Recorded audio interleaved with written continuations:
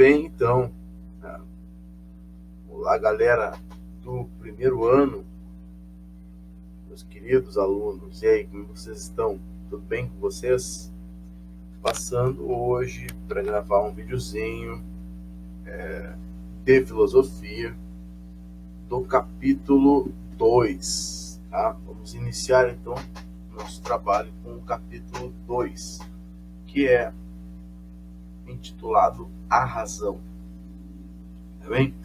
Então, a primeira parte do capítulo aqui, ela é uma parte um pouco truncada, assim, uma parte que é mais leitura mesmo do que propriamente a gente ficar discutindo algumas coisas.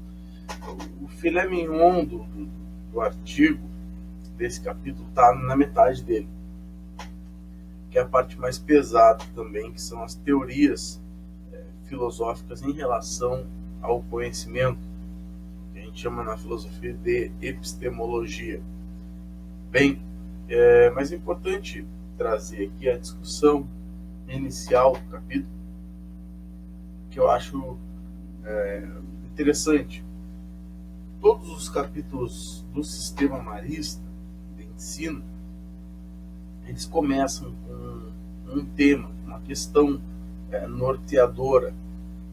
E depois, essa questão, norteadora, ela vai ser pensada ao longo do capítulo, e quase todas as outras questões vão fazer referência àquela parte inicial ali, que é uma imagem, um texto. E a reflexão inicial desse capítulo, ela está na questão da imagem. Uma mesa composta ali mais ou menos por 7 integrantes, provavelmente uma refeição, jantar, almoço, não sei, e todos eles mexendo no telefone celular. E a reflexão, tem um texto e depois algumas perguntas, por exemplo, do tipo, o que você entende por conhecimento, por informação, e a diferença entre conhecimento e informação. Nem sempre estar bem informado é ter conhecimento. E essa talvez é a questão fundamental para a gente começar a estabelecer o nosso trabalho dentro desse capítulo. A diferença entre informação e conhecimento. Está aqui o link desse vídeo, vocês já devem ter pego esses slides no Moodle. É um café filosófico com o professor Mário Sérgio Cortella, tá? Onde ele fala justamente sobre isso. Como a gente está numa condição de excepcionalidade, estamos todos em casa, com acesso à internet, eu não vou passar o vídeo aqui e queimar 9 minutos da aula com o vídeo. Como vocês estão em casa, vocês vão clicar ali nos slides e vão ver, ou vão anotar o título e digitar aí no YouTube, vão ver esse vídeo. Mas é muito interessante esse vídeo, tá? Do Cortella, porque com o jeito Cortella de ser, ele explica basicamente ali a diferença entre um e outro, e a diferença está no que tu faz, já vou abreviar um pouco essa questão, porque tipo, a diferença entre conhecimento e informação, ela está justamente na forma como tu vai usar.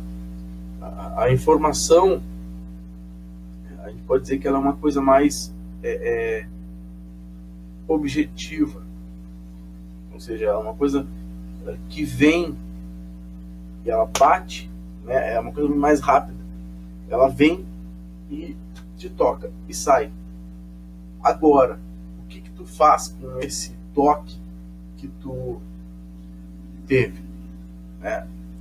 Tu reflete sobre ele, tu busca algum tipo de conhecimento em cima disso, que tipo de dor esse toque te causou, a sensação, ou seja, se tu reflete sobre isso, senão só tocou e seguiu o barco, já era. A informação, ela não necessariamente é conhecimento.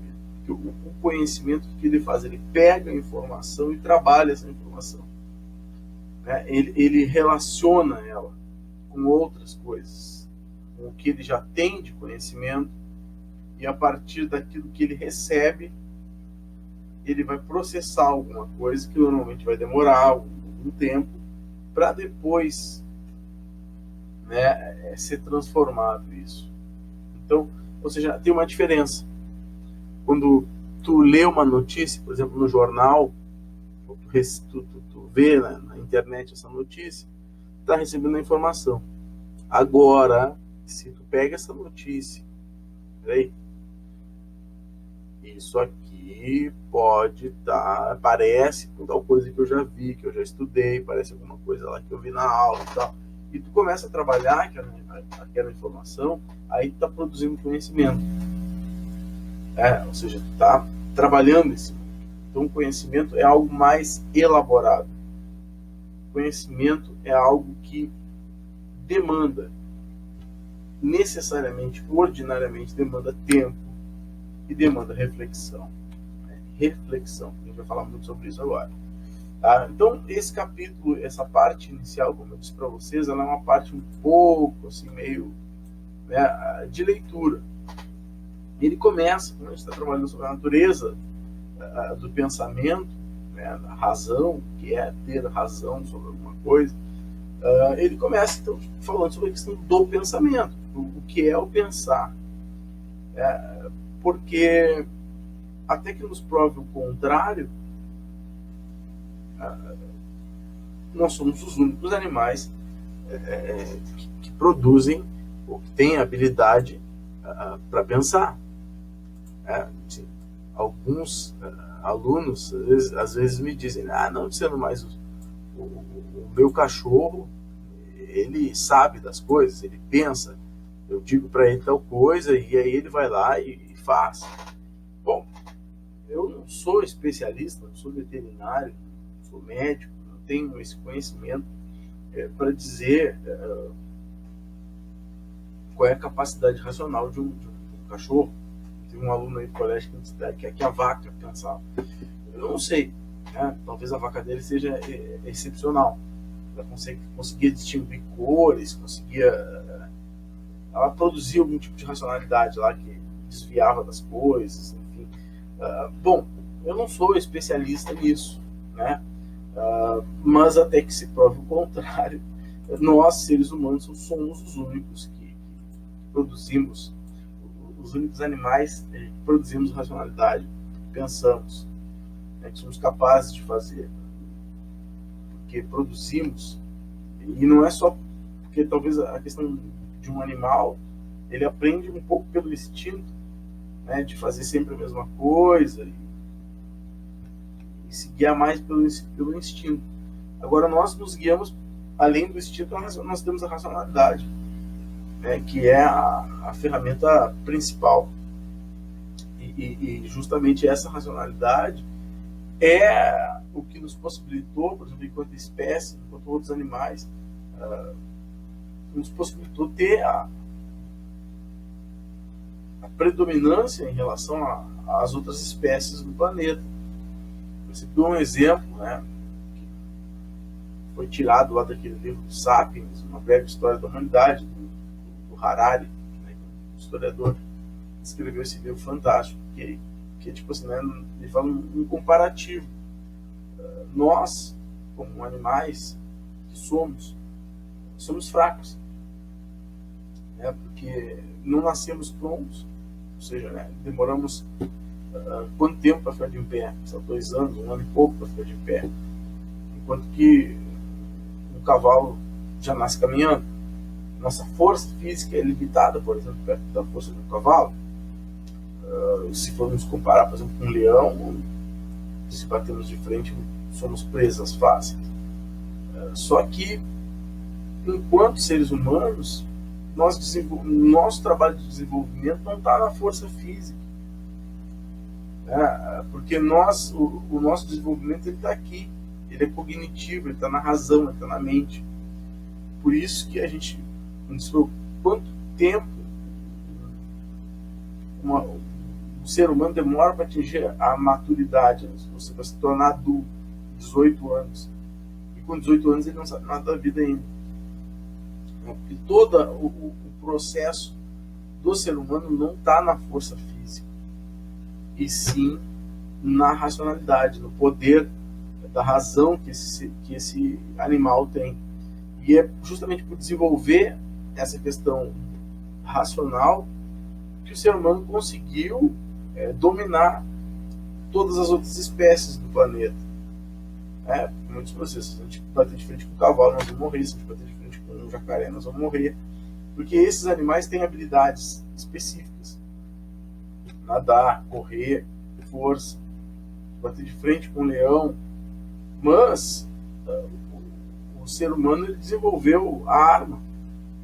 Uma coisa que o animal não desenvolveu. A lança, a armadilha, o fogo, o domínio do fogo. Ele pode botar fogo na floresta, correr com os animais. Ou seja, correr com todos os animais da floresta, matar queimado. Ou seja, então essa é uma questão, né, que o ser humano, o desenvolvimento dele é completamente diferente. E justamente, né, isso que nos diferencia, porque enquanto nós somos dotados dessa capacidade, não há, até que se prove o contrário, outra espécie capaz de se sobrepor em relação ao ser humano. Tá? Então, como é possível, então, né, a questão do pensamento, então, né, que nos diferencia, e pensar sobre pensar. Então, isso é uma questão que é bem filosófica, né? É descobrir qual é a natureza do pensamento. Até hoje a gente ainda não está muito claro nessa questão. Né? A gente sabe que os gregos já pensavam sobre isso.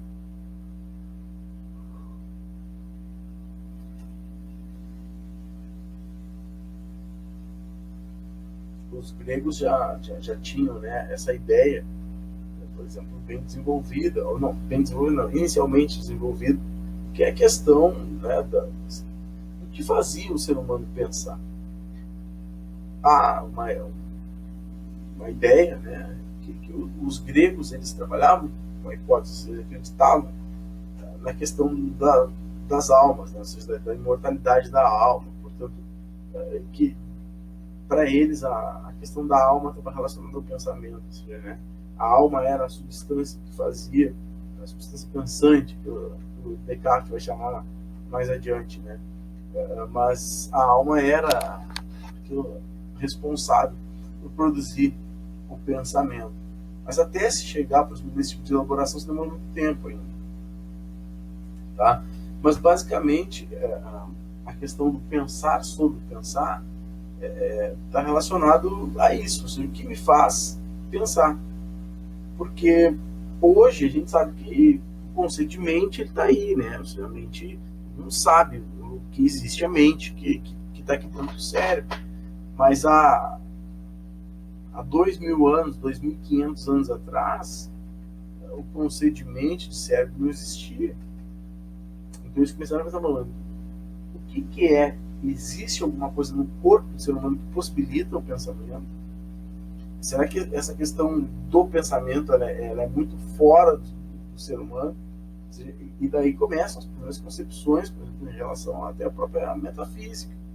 Aquilo que está fora do ser humano, está fora, qual é a natureza das coisas, qual é a natureza essencial de tudo, de que as coisas são compostas, de que as coisas são feitas. Então, ou seja, o que é um estado mental?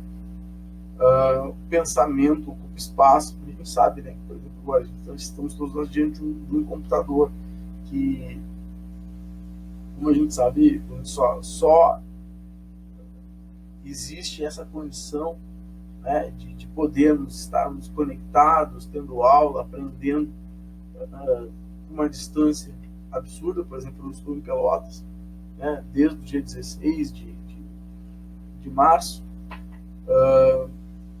porque nós temos os computadores, e os computadores são programados, existe inteligência artificial, né? O próprio teclado do telefone é uma inteligência artificial, porque decora as palavras, e ele vai armazenando, e quando tu digita uma palavra que ele não conhece, ele não aceita, e depois que tu marca aquela palavra, ele incorpora aquilo, ou seja, ele já vai criando sistemas de associação, mas, por exemplo, né, esse tipo de inteligência que a gente chama de artificial, ela tem uma limitação, ou seja, ela precisa de espaço, né?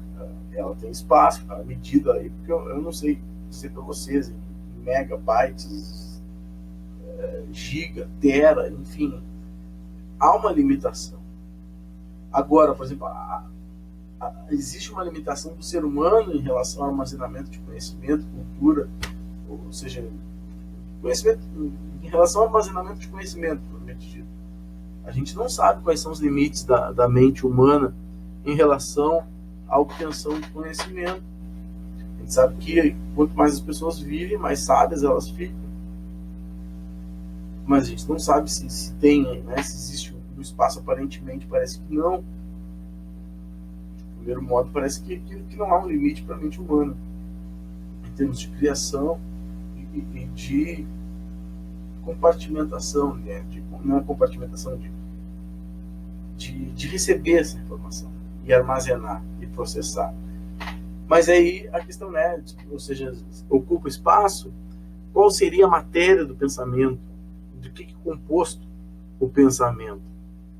Então, a gente tem a neurociência hoje que nos ajuda muito a entender. Mas como a neurociência é um campo muito novo ainda, porque ela vai surgir depois da Segunda Guerra Mundial, até então não existiu esse conceito de neurociência, que é um campo específico para estudar, né, o cérebro. E a gente sabe hoje que existem as zonas, né, dentro do próprio cérebro, ele é dividido por zonas, e cada zona é responsável, por exemplo, por um tipo de habilidade que nós temos. Mas isso é um assunto que precisa ser muito mais estudado, porque frequentemente, né, como o campo da medicina, frequentemente, ou seja, diariamente, há produção de novos conteúdos, e é o que movimenta a ciência, justamente as incertezas, né? Então, a gente não tem resposta ainda para essas questões que estão sendo dadas aqui. Bom, aí ele entra, né, numa...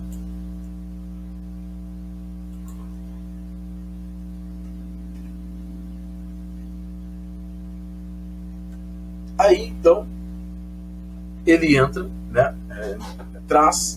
apresenta o primeiro pensador desse capítulo, que é o Martin Heidegger. Tá?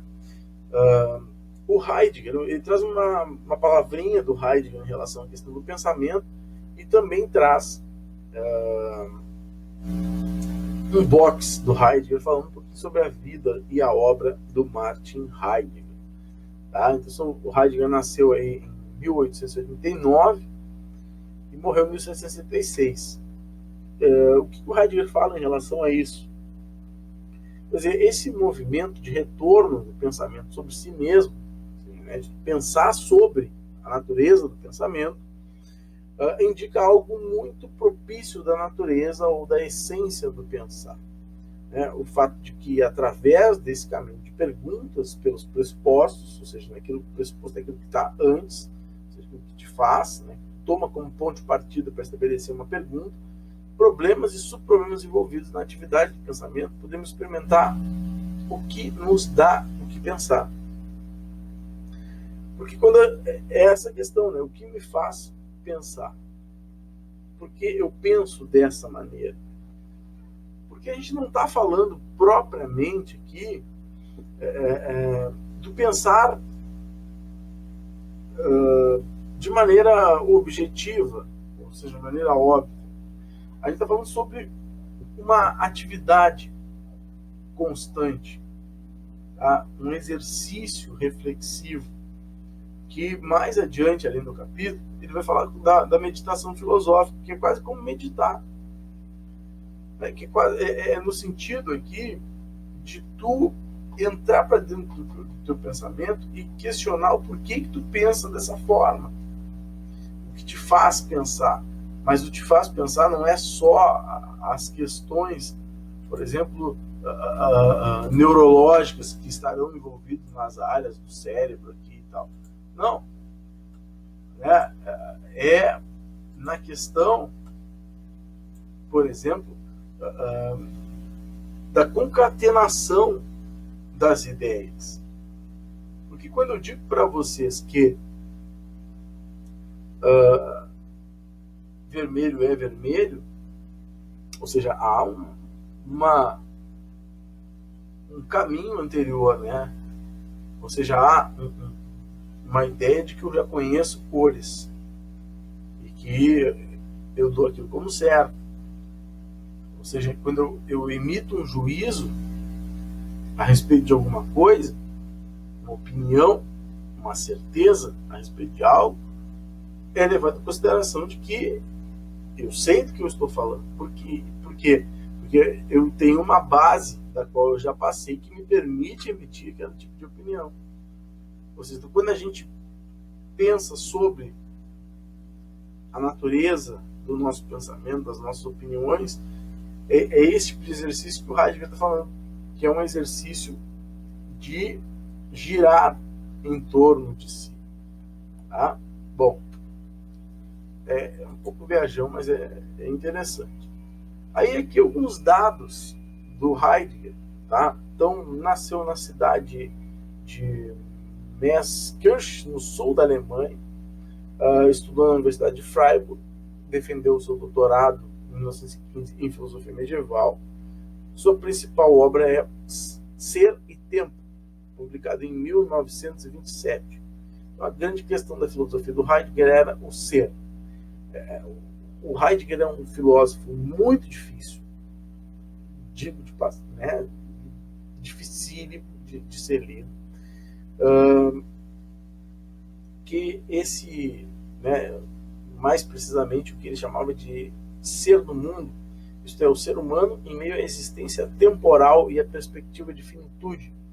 Utilizava uma linguagem muito peculiar, rica em neologismos como estar aí, estar no mundo, ser para o fim, construções baseadas nas línguas gregas e alemãs, e a famosa sua frase de que só é possível filosofar em grego ou alemão.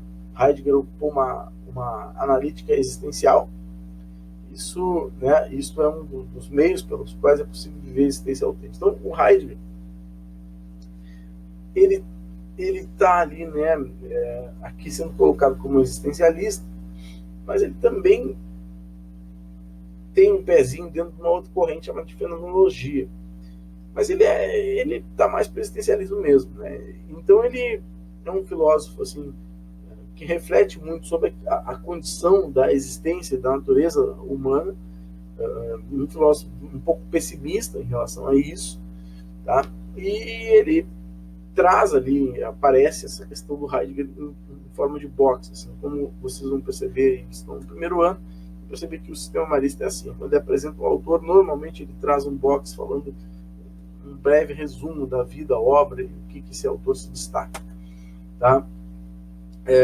O Heidegger, então, foi nomeado reitor da Universidade de Freiburg, 4 meses depois de que Hitler chegou ao poder na Alemanha, proferiu um discurso de apoio ao regime nazista, que levaram a ser proibido de dar aulas depois da Segunda Guerra Mundial.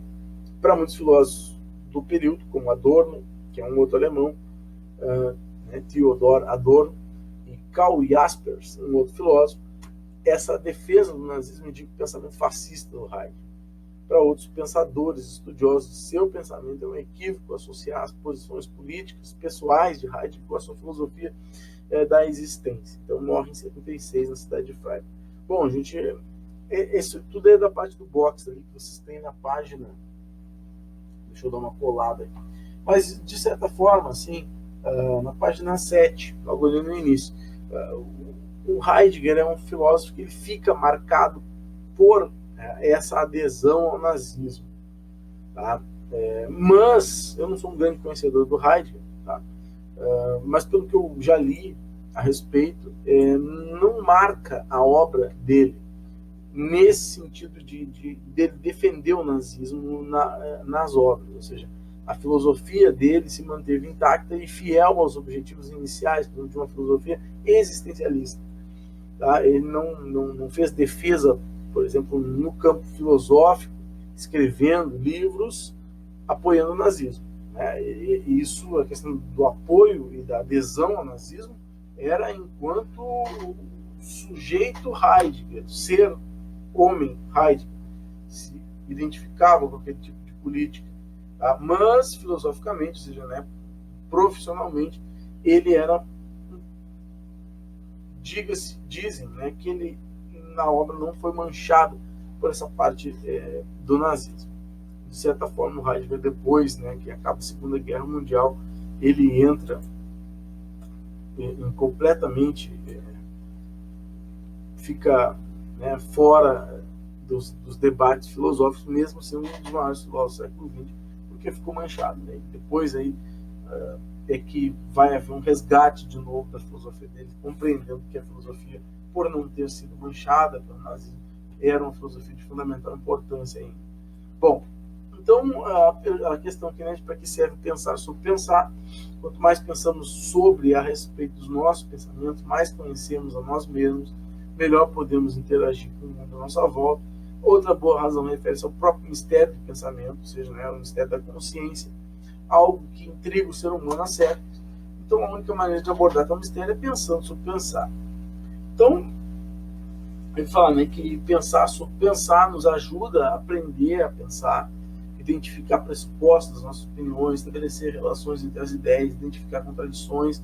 Ou seja, aquilo que eu disse para vocês, é quase como uma meditação, né? Ou seja, quando a gente está aí nesse período de formação, de identidade, como vocês estão, passando pela adolescência, né, convivendo, experimentando coisas novas, enfim, vocês estão passando por um processo de experimentação da vida.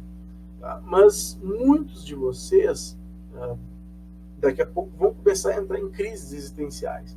Porque, sei lá, vão descobrir que aquilo que foi ensinado para vocês como, né, como uma tradição da família não serve, uma ideologia política talvez não faça mais sentido, a religião vai perdendo o sentido, enfim, a gente começa a questionar muitas coisas.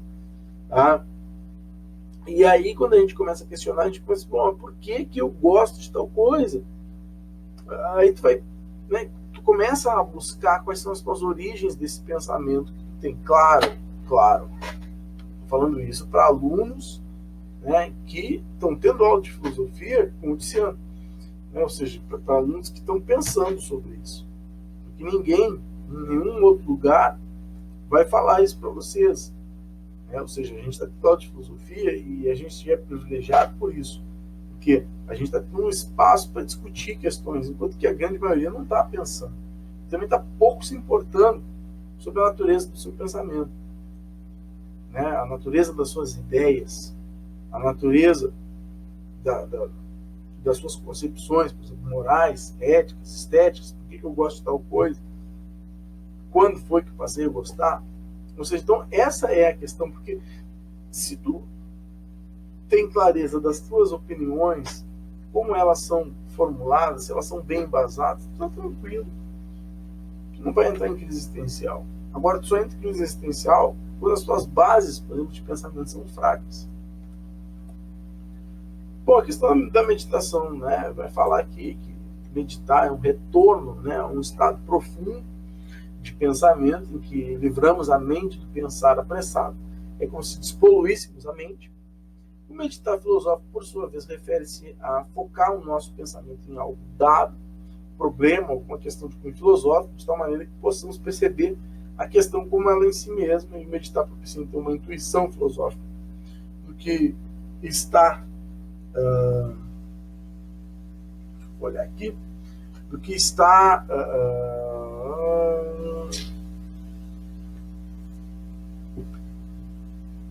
o meditar filosófico, por sua vez, refere-se a focar o nosso pensamento em algum dado problema, ou alguma questão de cunho filosófico, de tal maneira que possamos perceber a questão como ela em si mesma.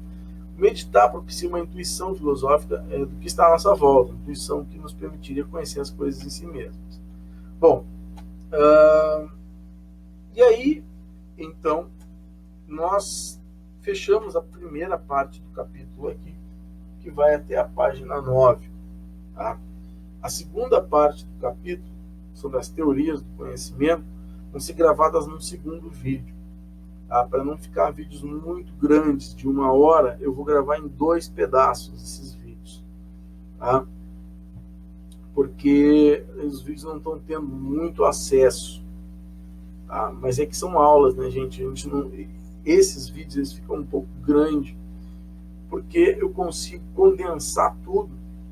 Se a gente fosse para a sala de aula, isso aí demoraria um capítulo, 4 encontros, 1 mês para trabalhar um capítulo, mais ou menos. Tá? Aqui, nessa condição especial que a gente está, eu consigo trabalhar um capítulo inteiro em um pouco mais de 1 hora, uma hora aula, porque não tem intervenção. Tá? Mas eu vou fracionar esses vídeos e vou botar em pedaços no YouTube, lá no canal, para vocês irem assistindo, tá bem?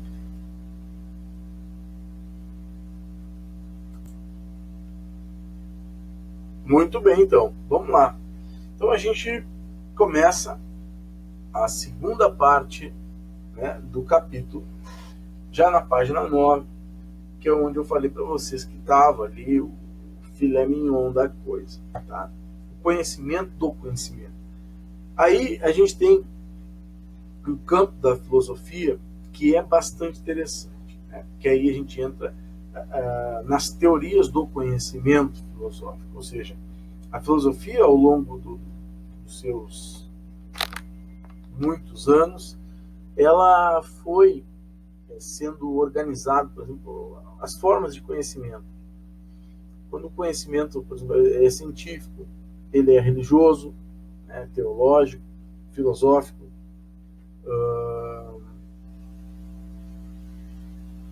senso comum. Né, ele vai mostrar, por exemplo,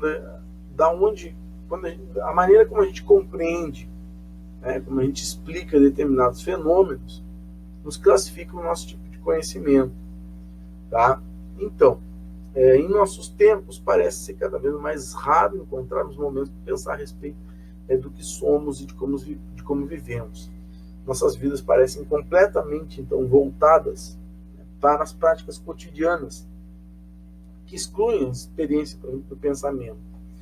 Mesmo em ambiente prático e sem reflexão, agimos no mundo a partir da forma como conhecemos, embora normalmente não nos perguntemos pelo significado e funcionamento das coisas. Então, o conhecimento ocorre apenas por meio dos sentidos ou da razão, ou é um tipo de relação entre as duas faculdades. Esse é um debate fundamental no campo da filosofia, né? Quando a gente está falando da natureza do pensamento e quando a gente está falando principalmente sobre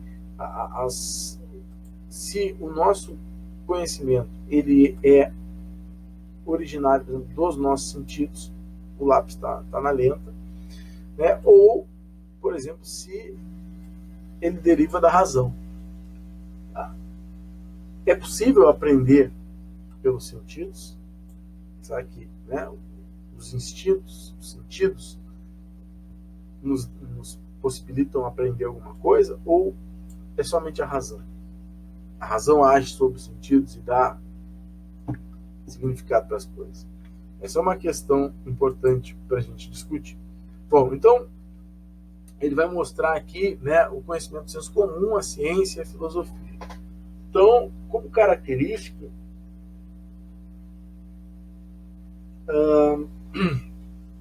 o que existe de diferença entre o senso comum, o científico e a filosofia?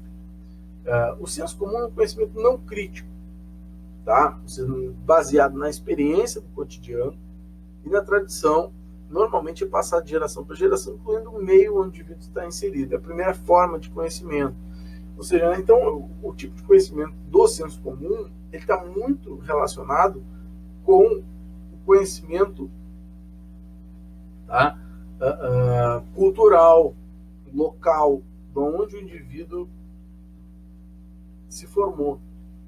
Tá? Ou seja, é aquele tipo de conhecimento que está preso à tradição.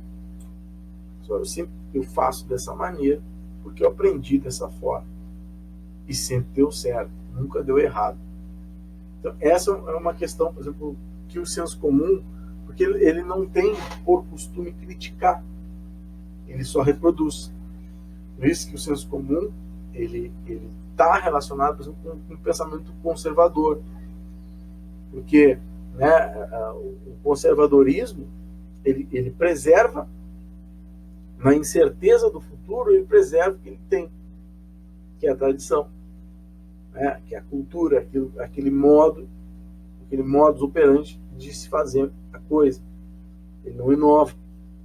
Tá? Então, o senso comum, tinha até uma questão de trabalho lá que eu passei para você, né, ele gira e volta para o conservadorismo, para o ceticismo. Tá? Então, é uma forma, e a primeira forma de conhecimento. Depois, então, a gente parte para o outro, que é, então, entre os filósofos, o debate sobre o conhecimento acabou radicalizado em duas correntes dominantes, o racionalismo e o empirismo. Então, né, aí é que está a principal coisa. Vocês vão usar isso, cara. Se vocês vão estudar, vocês vão usar isso pro resto da vida de vocês. Somente até o final do ensino médio vocês vão usar. Esse embate aqui, né, entre racionalistas, aí tem um xizinho, e empiristas. Por quê? Esse embate sobre a natureza da razão, como conhecemos as coisas, começa aonde? Na Grécia, é óbvio, né? Dizendo tudo começa na Grécia. Sim, começa na Grécia e vai se arrastar até que no século, por exemplo, XVII, essa discussão é de novo resgatada ali pelo René Descartes, pelo David Hume, pelo John Locke.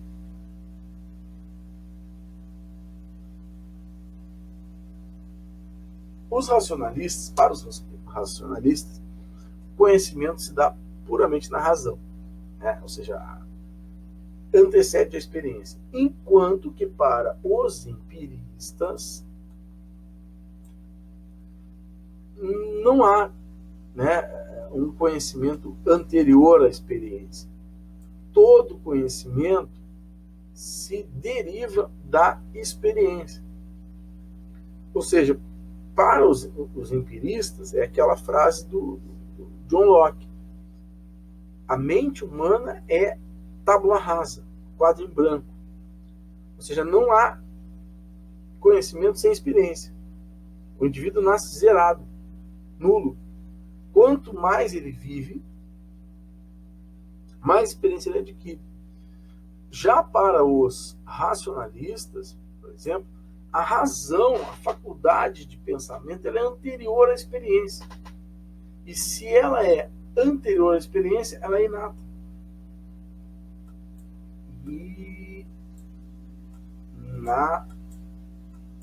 Tá, é horrível escrever isso aqui, né? Mas o que quer dizer inata? Anterior aqui. Anterior ao ser. Ou seja, a razão, então, portanto, para os racionalistas, é algo que está antes da experiência. Ou seja, o indivíduo nasceria com ela.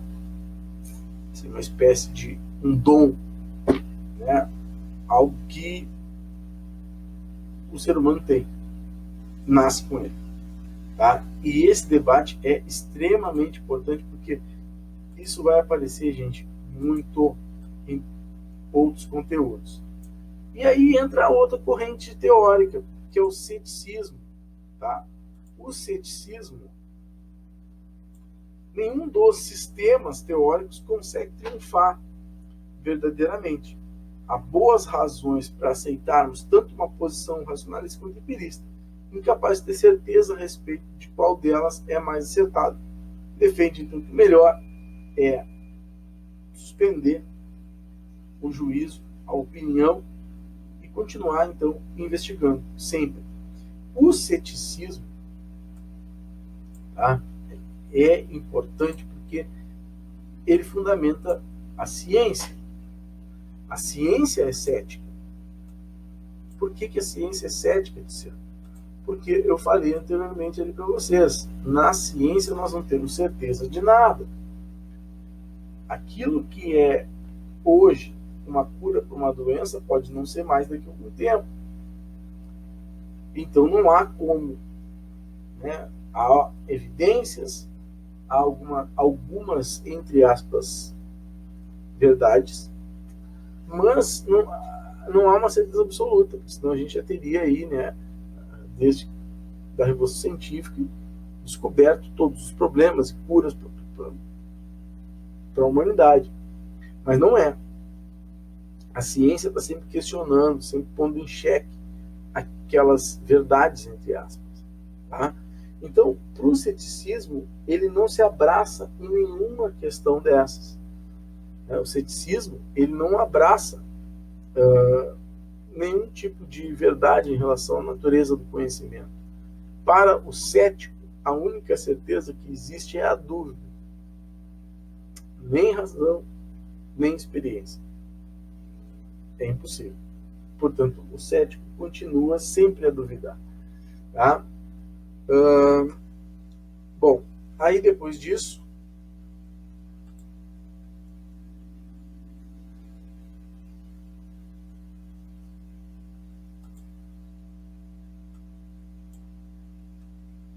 o racionalismo, então.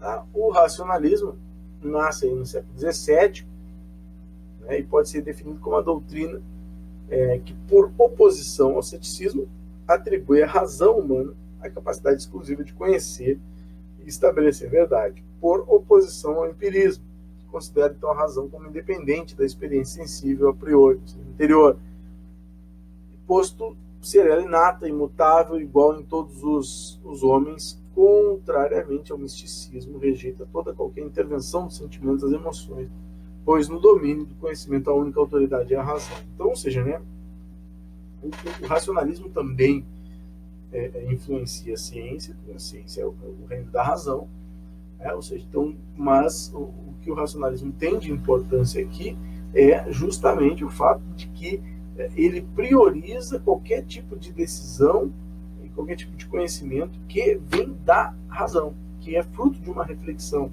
Não é algo instintivo, não é algo que brota, por exemplo, dos sentidos. Isto brota de um exame das faculdades mentais. Ou seja, se eu te disser que, por exemplo, esse álcool gel aqui, né, depois de muito tempo analisando, eu concluo que este álcool gel, por exemplo, é uma substância importante para nos preservarmos. Porque eu li muita coisa na internet, eu passei a me informar bastante, produzindo conhecimento, né, e concluo. Agora, por exemplo, né, não é algo que eu poderia chegar aqui, tem um cheiro bom isso aqui, então isso aqui deve ser bom para tal, né, como perfume. Não tá, esse juízo, né, que é um sentido de uma opinião, ele não está vindo do instinto, ele está vindo da razão, que é crítica, que é questionadora. Já o empirismo, então, né, enquanto que no racionalismo de Descartes explicava que o conhecimento humano, a partir da existência do indivíduo de ideias inatas, se originavam em última análise de Deus. Os empiristas pretendem dar uma explicação para o conhecimento a partir da experiência, eliminando essa noção de ideia inata.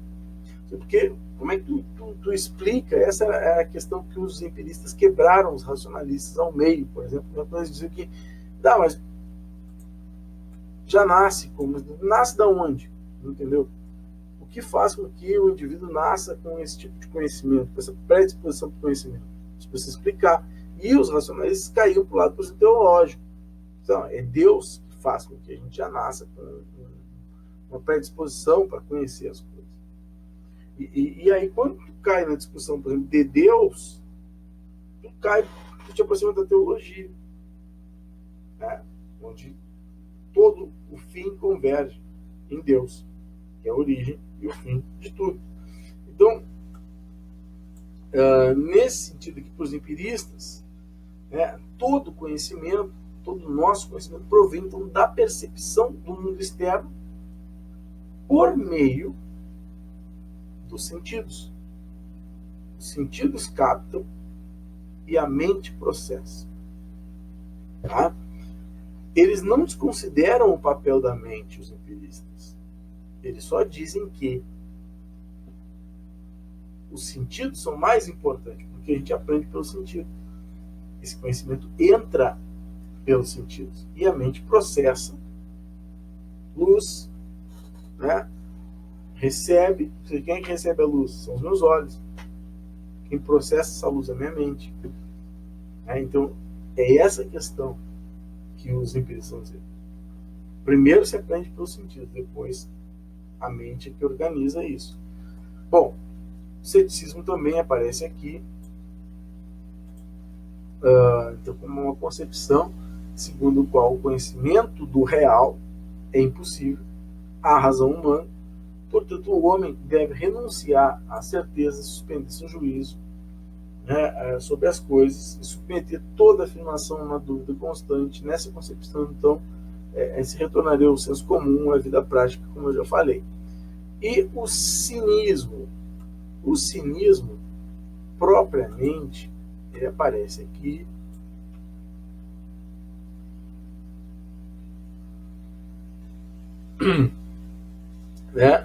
num box também do Diógenes de Sinope. Bom, o cinismo é uma corrente, tá?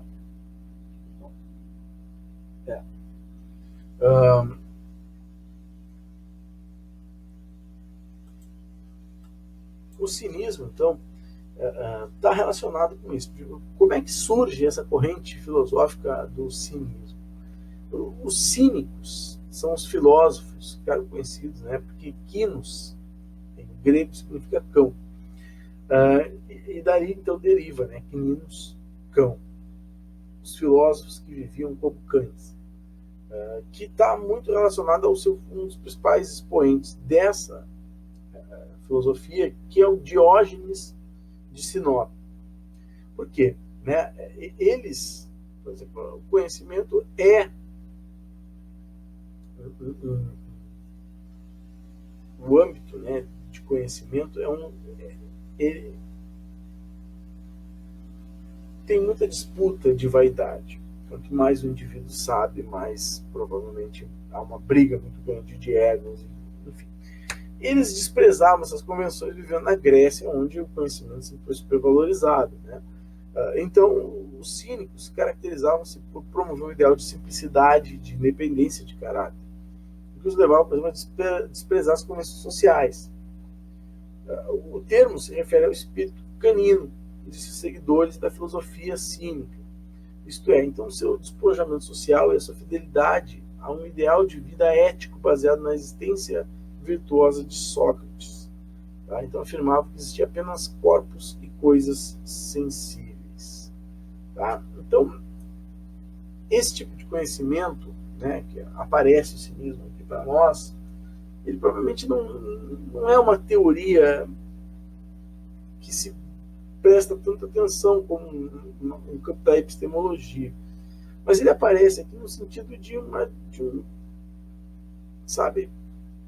desprendimento de convenções sociais, ou seja, né, de uma forma de tu negar tudo aquilo que a sociedade acredita e tem como certo, tem como correto, como moral. Seria uma corrente anti-moralizante, antimoralista. O Diógenes de Sinope é esse filósofo que está aí. Óbvio que essa imagem foi pintada muito posteriormente a ele, mas reza a lenda que o Diógenes abandonou tudo para viver num barril, né, no mercado de Atenas, rodeado de cães, como mendigo, né, e ele era um homem muito sábio, tá? Um dos mais sábios do seu período, ali, que é a filosofia helenística, né, o período do Alexandre Grande. E ele portava justamente essa lâmpada aí, porque ele buscava um homem sábio. Ele entregaria essa lâmpada para um homem sábio, que ele não encontrava nunca. Então é um estilo de vida que se baseia, por exemplo, no modelo socrático. Então, famoso aí o Diógenes, né, por seus relatos que mostram como encarnou os princípios cínicos como nenhum outro. Tendo vivido em Atenas, teria escrito algumas obras que não chegaram até nós e vivido em perfeita sintonia com a filosofia cínica. Dormiu no túnel no mercado de Atenas, alimentava-se de forma frugal e indiferente aos insultos que recebia dos cidadãos atenienses, as quais questionavam o apego aos bens materiais e aos costumes da polis, como seus escravos e a posição subalterna das mulheres e das crianças. Então, o cinismo, e principalmente trazer o Diógenes de Sinope aqui, é mostrar uma forma, né, de conhecimento que não está muito pensando sobre a natureza do que faz pensar, mas de questionar aquilo que as pessoas acreditam, as crenças das pessoas. Então, os cínicos têm esse propósito aí. Depois,